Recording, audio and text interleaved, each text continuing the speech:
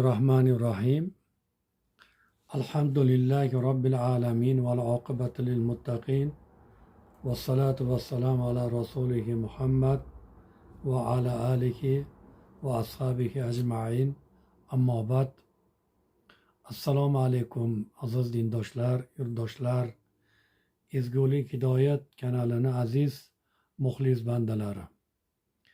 Barchalaringizga Alloh taolo sihat salomatlik, xonadonlaringizga barakot, shu bilan birgalikda farzand zurriyotlar baxtlik, iqbollik bo'lsin. Alloh taolo bergan farzand ne'mati hamma uchun xayrli bo'lsin. Azizlar, hayotimizga nazar tashlaydigan bo'lsak, ko'p ibratlarda, ko'p voqealarda guvohi bo'lamiz. Sadriddin Salim Buxoriy aytadilarki, illat izlaganga illatdir dunyo, g'urbat izlaganga g'urbatdir dunyo. Kim neni izlasa topgay begumon, hikmat izlaganga hikmatdir dunyo. Azizlar, hikmat qidirib yashash, insonlarga yaxshilik qilish bugungi kunda qandaydir bir noyob bir narsalarga aylanib qolayotgandek. Yaxshilik qilish niqobini ostida mablag' ishlash bo'lib qolmayaptimikin? Ikkita odamning o'rtasini yarashtirib qo'yishlik ham qandaydir bir ta'ma bilan, qandaydir bir moddiy manfaatdorlik bilan bo'lib qolayotganligi hammamiz uchun nihoyat darajada bir emas tuyuladi.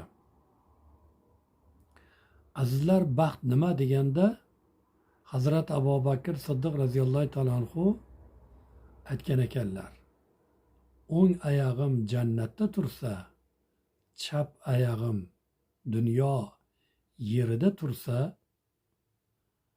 men qo'rqamanki jannatga kirdim deyolmayman. Bu bir makr bo'lishi mumkin. Shuning uchun ibodatni qilamiz, qabul bo'lishligini umid qilamiz, qabul bo'lmay qolishligidan qo'rqamiz. Mana shunga bitta kichkinagina bir narsani aytib ketmoqchimanki, hozir umraga borib kelayotgan, hajga borib kelayotganlarni ko'chalariga qarasiz borib sharlarda ilgan, 20-30 metrga poyandoz solgan, dabdaba as'asa bilan kutib olish, hali u amal, bitta farz amali Alloh dargohida qabul bo'ldimi, bo'lmadimi, biz nimaga xursandchilik qilyapmiz?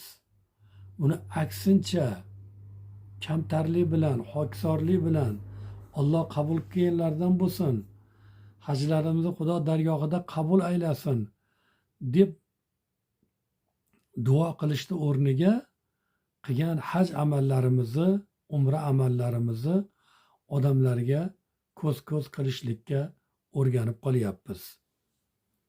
Azizlar, bir faqir bir odam qishloq sigirlarini yaylovda boqib, shu boqqan hayvonlarini evaziga kim sigirini, molini, qo'yini bersa, boqib berarkanda shunga mablag' berarkan. Halol yigit ekan. Oilasi havas qilgudek soliha, muslima, jufti haloli borligi, sabrli ekanligini hamma yaxshi bilar ekan. Ittifoqo shu mahallada yashaydigan bir boyni xotini o'ta noshukur, injiq, har kuni ustivosh janjalini qiladigan, oltin kumushlarga muhabbatlik, doimo kiyib yurgan liboslariga ham, yeb turgan taomlariga ham noshukurchilik qiladigan, yana boshqa narsalarda orzu qiladigan ayol. Bir kuni eri boy odam aytdiki, ey xotin dedi, sana bir esing bormi dedi.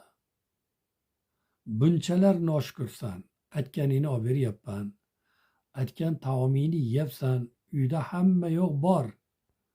Mani to'ydirib yubording. Bor anu mahallamizdagi cho'ponni xotinidan bir ibrat olib kelgan. deb ko'chaga chiqib ketibdi. Boyni xotini o'ylab, o'zi cho'pon bo'lsa, xotini uyda o'tirsa, nima ilmi, nima ma'rifati bor ekan, mandan ortiqmikin deb kibrlanib boribdi. Borsa, cho'ponni xotini optoda isib qolgan suvni ichib o'tirgan ekan. Menga ham shu suvingizdan bering, yo bu optoda ilib qolgan issiq. Men sizga hozir uydan muzdek suv olib chiqib beraman deb ichkaridan muzdek suv olib chiqib beribdi. Boyda xotini taajjublanib, hayron qoldim. O'zingiz optoda iligan suvni ichyapsiz, menga ichkaridan muzdek suv olib chiqib berdingiz. O'sha muzdek suvdan ichsangiz bo'lmasmidi deganda, xonim, hozir erim sahrolarda, qir-adirlarda qo'y mol boqib, bizni tirikchiligimiz uchun, bizlarni birovga qaram qilmaslik uchun mehnat qilyapti. Mehnat qilishlik jarayonida suv idishlaridagi uydan olib ketgan muzdek suvlar optoni issiqligida iliqqa aylanadi. Erim mashaqqatlanib chanqaganda qir-adirlarda iliq suv ichsa-yu, men uyda o'tirib muzdek suv ichsam, xotinligim qayerga bordi? Shuning uchun erimni mashaqqatini bilib turishlik uchun mana shu yo'lni tutaman deganlarida, sen meni ko'zimni ochding, menga katta dars berding. Alloh taolo seni sog' qilsin deb boyni xotini kelib, eridan kechirim so'rab, qaytib noshukurchilik qilmaslikni qalbiga mahkam tugib, eridan uzr so'rabdi. Shuning uchun azizlar, mana shu o'rinlarda hikmat qayerda turibdi? Hikmat halollikda, poklikda, ittifoqlikda. Endi boyni uyida hamma narsa bor, lekin halovat yo'q, rohat yo'q, xotirjamlik yo'q. Chunki ne'matlarni isrof qilish, qadriga yetmaslik, u ne'matlarni qayerdan kelayotganligini tafakkur qilmaslik ana shunday injiqlikka yetaklab olib kelib qo'yyapti. Shuning uchun azizlar, Alloh taolo bergan ne'matlarga shukr keltiraylikki, Alloh subhanahu va taolo muborak kalomida Bismillahirrohmanirrohim, la in shakkartum la azidannakum. Ey bandalarim, men bergan ne'matlarga shukr keltiringlar, men sizlarga buni ziyodasi bilan beraman deb marhamat qilyapti. Demak, biz ne'matni shukr bilan bog'lab olishligimiz kerak.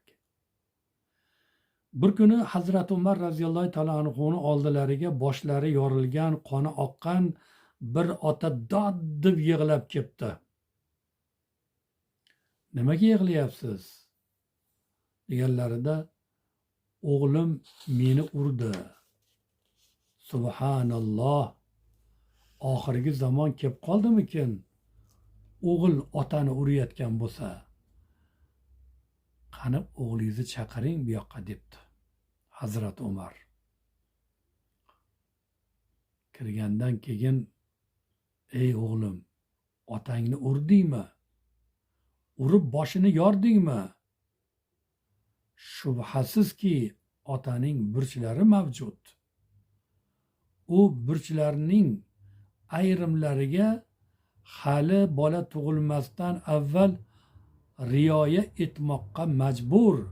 Xususan uylanish vaqti kelganda nomuslik, orlik, iffatlik ayolni nikohga olish kerak.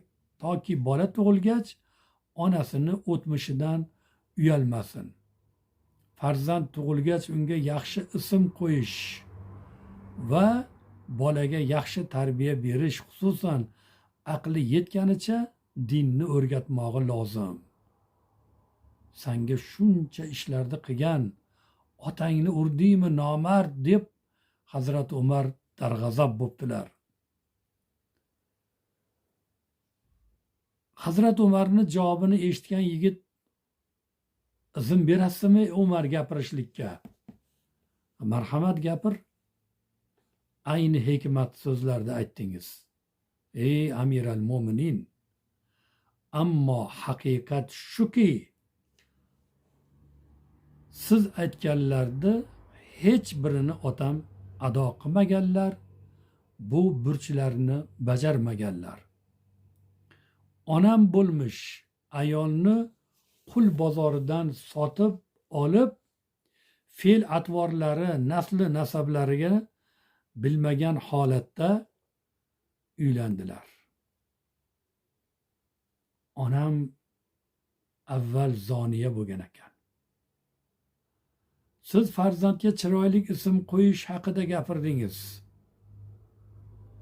Mening ismimni Jual deb qo'ygan. Ya'ni sahro qora qo'ng'izini nomi Jual. Mening ismimdan qora qo'ng'iz degan ma'no chiqadi. Tarbiya berishda, din o'rgatishlikni otam unutib qo'yganlar. O'g'rilik mollarini olib kelib qo'yib qo'yaman, qayerdan olib kelding demaydilar. Man olib kelgan narsa halolmi, harommi, olib kelur, tirikchilik yaxshi o'tsa bo'ldi deydilar. Deganlarida, ey odam dedilar Hazrat Umar. Sen otaman deb da'vo qilyapsan. O'g'lim menga zulm qildi deyapsan. Gaplarimga quloq solmaydi, menga azob beradi deb noliyapsan. Aslida sen esa o'g'lingga isyon qilgan ekansan. Sen o'g'lingga oq bo'lib bo'psan. Agar farzandingni aytgani rost bo'lsa, o'g'ling urib boshingni yoribdi, lekin ikkala ko'zingni o'yib olsa, haqqi bor farzandingni dedilar. Azizlar, endi boshqa tushganini ko'z ko'radi deyiladi, lekin har bir o'rinlarda musulmon odam mana shu xonadonidan hikmat izlamoqchi bo'lsa, farzandlariga chiroyli tarbiya bersin. Farzandlarini hayotini go'zal bo'lishligi uchun luqmani halol qilsin. Bir yigit kelib, yo Rasululloh, meni duo qiling, duosi ijobat bo'lgan bandalardan bo'layin dedilar. Payg'ambar alayhissalom aytdilarki, men duo qilsam ham sen ko'zlayotgan maqomga meni duoyim yetkazmaydi. Bu ish o'zingni qo'lingda. Nima qilay yo Rasululloh, jonim fido bo'lsin, ayting deganlarida, tomog'ingdan o'tayotgan luqmaga e'tibor bergin. Luqma halol bo'lsa, dining pokiza, vujuding pokiza, duolaring ijobat, ibodatlaring qabul, hayoting farovon bo'ladi dedilar. Bir 11 yashar bola qo'liga bigiz olib, ko'chada o'tgan suv idishlarni quvalarkan, meshdan suv meshoblari bo'lgan. Mana shu orqalariga ko'tarib kelayotganda kelib portlatib teshib qo'yar ekan, bigizda qochib borar ekan. Oxiri bolani kimi bolasi ekanligini bilsa, mahallada bir obro'li odamni farzandi ekan. Hamma suv toshiydiganlarning nomidan ikkita vakil kirib, bir yigit har kuni bizni qopimizni teshyapti, yamashdan zerikdik, yangi olaylik desak pulimiz yo'q, o'g'lingiz mana shunday qilyapti, bir tarbiyaga chaqirib qo'ysangiz deganlarida, xo'p bo'ladi, xotirjam bo'linglar debdilarda, haligilarni ketkizib yuborib uyni ichiga kirib yig'lab yotaveribdilar. 3 kun tashqariga chiqmabdi. Ayoli so'rabdi: "Xo'jayin, sizga nima bo'ldi? Nima uchun uyda yotibsiz? Nimaga tashqariga chiqmayapsiz?" Xotin o'tirman aytdi. "Shu bolang dunyoga kelmasdan ilgari biror luqma harom yemadim, saqlandim. Bir necha yillar saqlandim. Birovni haqqiga xiyonat qilmadim. Birovga ozor bermadim. Vujudimdan bir soliha farzand dunyoga kelsin deb, soliha farzand dunyoga kelsin deb Allohdan yalinib so'rab yurdim. Lekin bugun bolamiz qo'liga bigiz olib odamlarni qopini teshyapti ekan.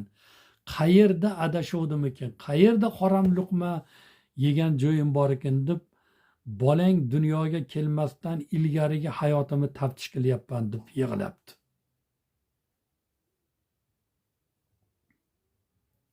Shunda ayol yig'labdi. "Sen nima yig'layapsan?